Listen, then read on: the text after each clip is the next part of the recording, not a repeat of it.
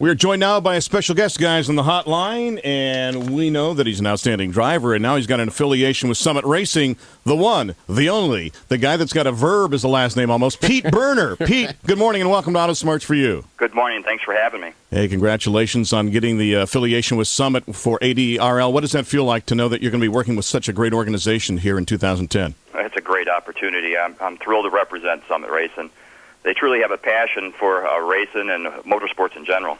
It's just a great opportunity for us, and we've been, using parts out of their catalogs ever since my bracket racing days. And Right. lo and behold, we get to the point where we get to a professional level and hook up with Jim Greenleaf and Don Lauer at one of the races, and become quite familiar with those guys and their passion for motorsports, and in particular big motor racing that I've been involved with for a lot of years. And lo and behold, at the end of the year, I was approached by Summit, and here we go.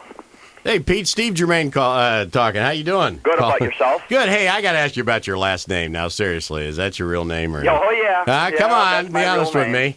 Kind of carried through from my racing days. I've been racing since I was 13 years old. I started racing motocross and got into the cars, and I've been teased about that name ever since. That's awesome. I would think so. Where are you from? We're from south of Chicago, about 35 miles south of Chicago, a little town called Crete. Okay. All right. So let me ask you this. So when you started bracket racing back in the days, did you ever dream that you would be at this level? Never. Actually, I pretty much enjoyed our first bracket car was a 1948 Anglia that was an old gasser, a 60-style gasser. Right. And we Gasser, and his name's Berner. Okay, that. Whatever. And then we turned around and we put a tube chassis, learned a little bit about chassis fabrication, and put a square tube chassis underneath the thing, and became a 9-second car. And and we kept that car for several years, but never thought we'd get to the level that we're getting now. But we're blessed to have the great people that we have working with us, and we have a very passionate team that does really well, and they want to win races. Now, are you ever going to hunt the old Anglia down? Matter of fact, a few years back, I did see it. It was up for sale, and it's been around. There's several. It's traveled through several people, and they're still back bracket racing. You got to buy it now, because the better champion you become and the more well-known, that car is going to triple in value. So go grab it now. I don't know about all of that, but it was quite a piece. After that, we built a 65 Corvette basically the same way. We had a tube chassis built, and we really got a little burnt out on racing, and we thought that car was going to be a street car, and as it turned out, the racing bug came back, and it ended up being a 6-second street car.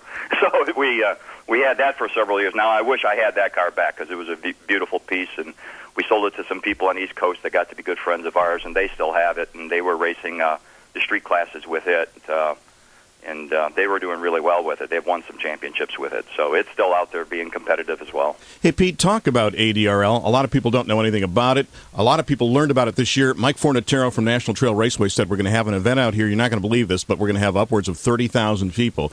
We did not believe him, and they had upwards of 30,000 people. Talk about ADRL and what it's all about. Well, it's a great venue. It's all-door cars. Basically, it's extreme pro stock cars. The Pro Mod class is split into two classes. They have a nitrous oxide class plus a blower class with screw blowers. It's an 8-mile venue, but your fellow there at National Trail was correct. That's actually a light number. I've been to some of their races that we've had 60,000 people. Wow. They've had such a turnout at these events that they have to turn people away. They just physically can't fit them in the venue.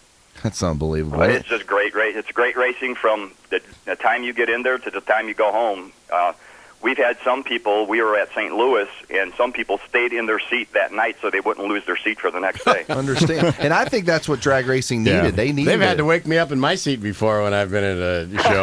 That's for a different reason, though. It's like, Steve, time to go home. Totally different reason. And I'm driving, right?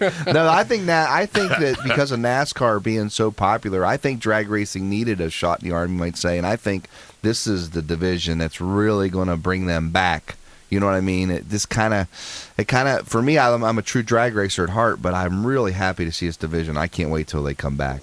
Well, it's a great deal. They have 10 races. I raced 6 of them. I was racing the IHRA series last year, and I raced the ADRL series part-time.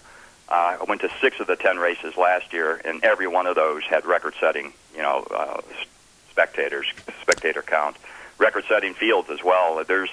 you'll see as many as 50 pro mods show up for those things. They have 10-inch tire cars, and there's usually 30 to 40 of them. And they have a motorcycle class as well, nitrous motorcycle class. And those every class is just a killer class. Well, Pete, as we wrap it up, do you have a website if people want more information about you or your race team? Well, the best way of getting information about us, if you could look at Competition Plus, or you could look at SummitRacing.com. Okay. Summit carries all of our press releases and throughout the season, and usually something new about us every week. Well, Pete, thank you for your time. And just so you know, Germain's not really his last name. He made that up, okay? Good deal. Hey, thanks a lot for your time. Good luck to you, Pete. Good luck.